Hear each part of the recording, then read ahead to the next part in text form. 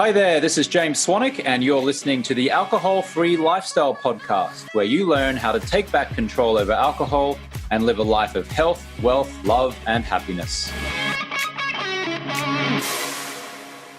I am James Swanwick, and we're talking about how much money people spend on alcohol. Right at the moment that I started the episode, I just had a little cough. Sorry about that. How much do people spend on alcohol? What's your drinking really costing you? So there's a website that I saw recently called alcohol.org. It's an alcohol use disorder resource. And it looked at how much people spend on alcohol over the course of a year and lifetime. And they used life expectancy to work out the number of drinks consumed over a lifetime and the cost of drinks in different cities. What was really interesting, I thought, was that those people who lived in New York, Minneapolis, and Miami all averaged close to $2,000 a year on drinks and $116,000 in an average lifetime. I think that's modest. I think that's low, to be honest. People in New York, Minneapolis, Miami all average close to $2,000 a year on alcohol. And then over a lifetime, it seems to be, here's the top 10. I'll give you the top 10 cities. New York, Minneapolis, Miami, Los Angeles, Denver, Sacramento, Charlotte, North Carolina, San Jose, California, Chicago, Illinois, and number 10 was San Francisco, California. So New Yorkers spend $121,000 over a lifetime, and according to this, San Francisco folks spend $99,312.28. So, and in just a moment, I'll actually give you the top 10 list of the cities that spend the least amount. But before I do that, while those numbers may surprise you, I actually believe they're mostly inconsequential when compared to the revenue, if you're a business owner, or income, if you're an employee, that you're probably leaving on the table because you're not operating at your best. For sure, you may spend an average of $2,000 a year on purchasing alcohol, but you're probably missing out on generating tens of thousands of dollars or more because of the amount of time and energy you're devoting to your drinking habit.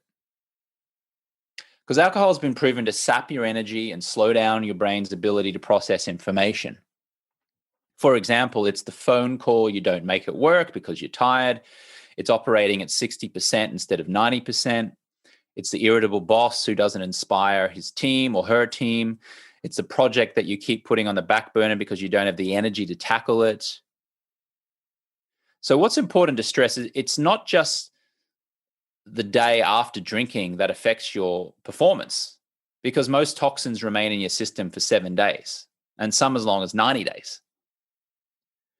In fact, they can take a strand of your hair and put it under a microscope, and as long as 90 days later, they can determine whether you have alcohol in your system or not. That's fascinating. If optimal performance is your goal, rationalizing drinking on Fridays and Saturdays and believing that you'll be at 100% by Monday isn't going to work. Because studies and countless anecdotal evidence demonstrates that drinking affects your next week and beyond. So let's take a cold, hard look at the facts. What is your drinking really costing you? I created a popular online quiz. It's called the Alcohol Lost Revenue Calculator, and it allows entrepreneurs, business owners, executives, employees to calculate just how much their drinking is actually costing them in lost revenue. If you'd like to take that quiz, if you send me a direct message over on Instagram with the word calculator, I will very happily just send it back to you and you can take it online.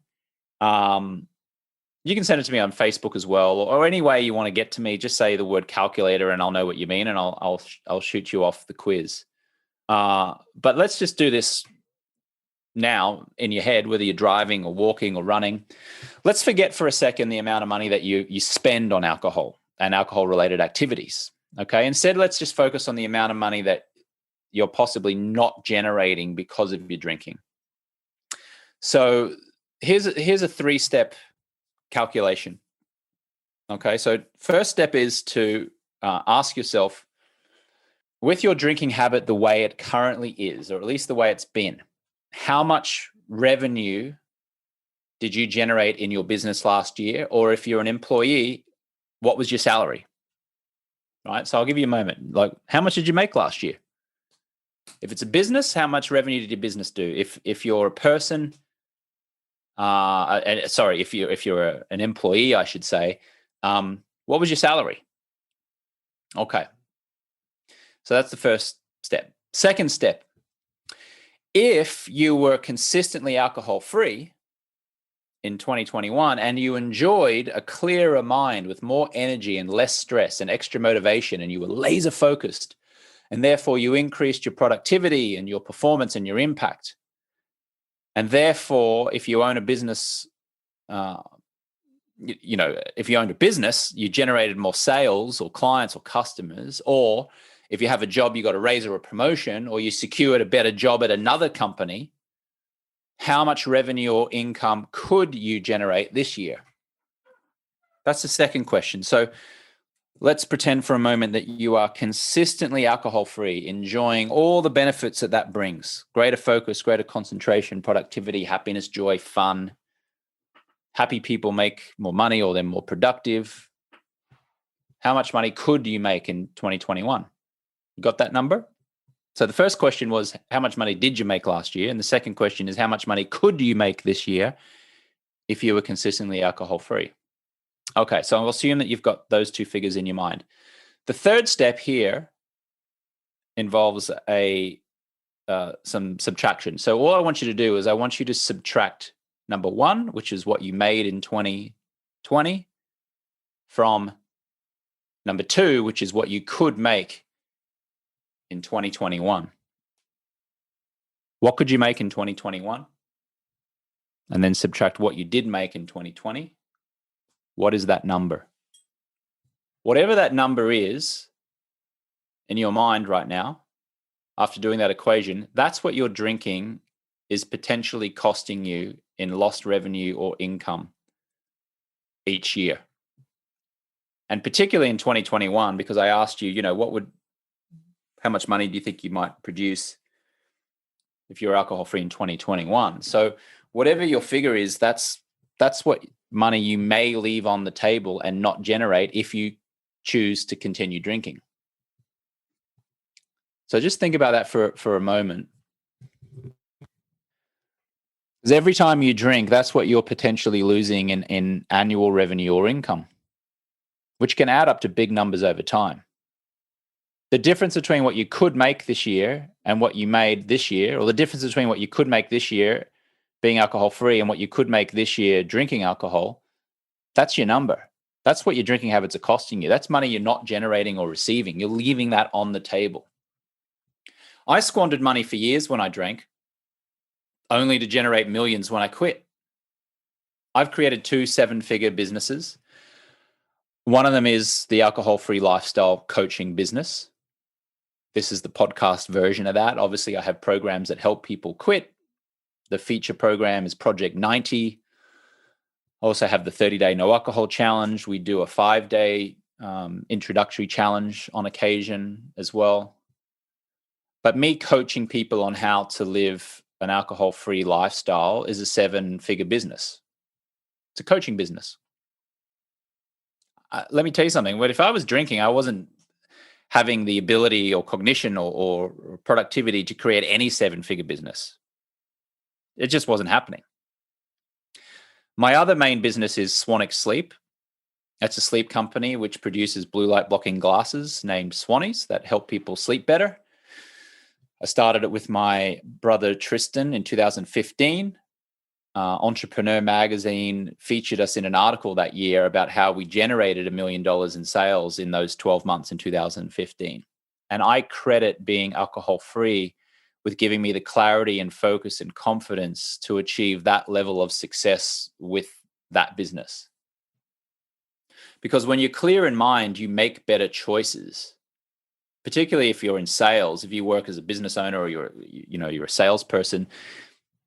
When you've got clarity and focus and energy, you make an extra call. You try an additional marketing effort. You put in that little bit of extra that changes the outcome. These things all help you succeed in business and generate wealth. And it's often the intangibles that lead to the biggest differences over time. One of my clients, Tim Steele is his name, and he won't mind me publicly naming him because he's very kindly been interviewed by me on this podcast. You could go back and listen to the episode. He's a commercial real estate lender, and he quit drinking with my help. Tim said he was leaving $250,000 on the table because of his drinking. $250,000 a year because of his drinking. I had another client, Amy McFadden. She's also featured in the podcast. So I invite you to just scroll back and you can listen to the Amy McFadden podcast interview that we did. She has an interior design company in Boston. Amy said she tripled her business within 90 days of quitting drinking. She joined Project 90 2000. I think it was late 2019. She tripled her business within those 90 days. Jessica Gaines Jarbo is another one. She's a realtor from Louisville, Kentucky. She's featured in the podcast as well. You can scroll back and listen to that episode. She said that the quality of her clients improved dramatically when she went alcohol-free. So it wasn't so much that she got more clients, it's just the quality of her clients improved dramatically. And then Susie Vaughn, who's another realtor, and she went through Project 90 in 2020. She said that she doubled her prospects and increased her close rate by 20% within 100 days of quitting alcohol. Pretty remarkable. So I couldn't find the numbers of those podcast episodes. I'm sorry. My screen has decided to just freeze at the most inopportune moment. But in any case, if you scroll back, you can find the episodes there that I did with Tim Steele, Amy McFadden, Jessica Gaines Jarbo, and Susie Vaughn.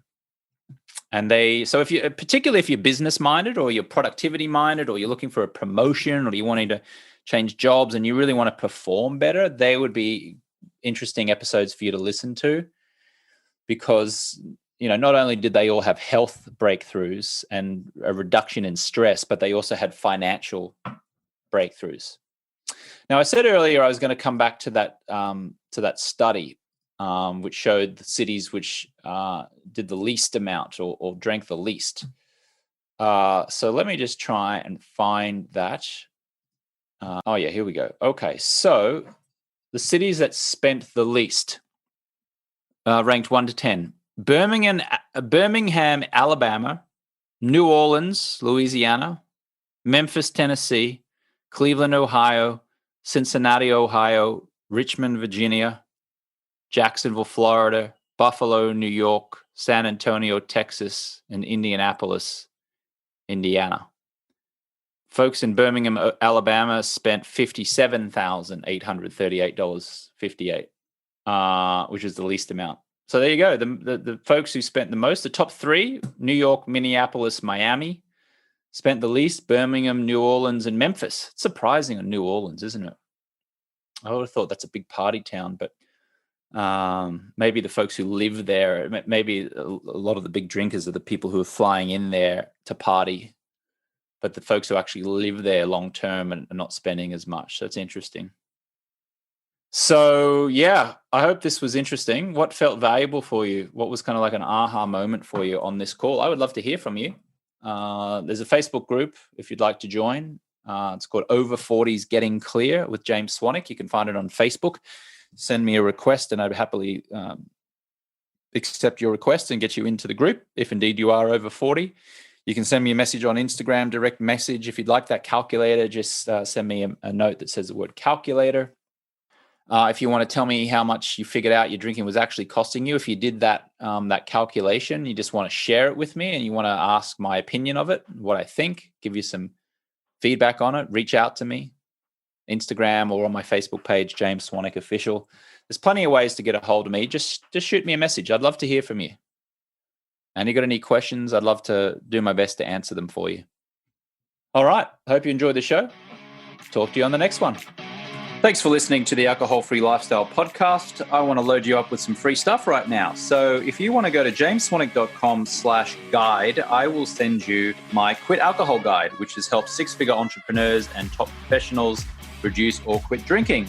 You can also text the word QUIT GUIDE to the number 44222 if you're in the US, of course. It doesn't really work anywhere outside of the US. But if you're in the US on your mobile phone and you'd like that guide, text the word QUIT GUIDE to the number 44222, or you can go to jamesswanwick.com/guide. If you'd like to schedule a free 15-minute call with one of my top coaches, just an exploratory call to see if or how we can help you, then you can go to jamesswanwick.com/schedule, or you can text the word Project 90 to the number 44222 if you're listening in the US on a mobile phone. That's jamesswanwick.com/schedule, or you can text the word Project 90, that's one word, Project 90, to the number 44222.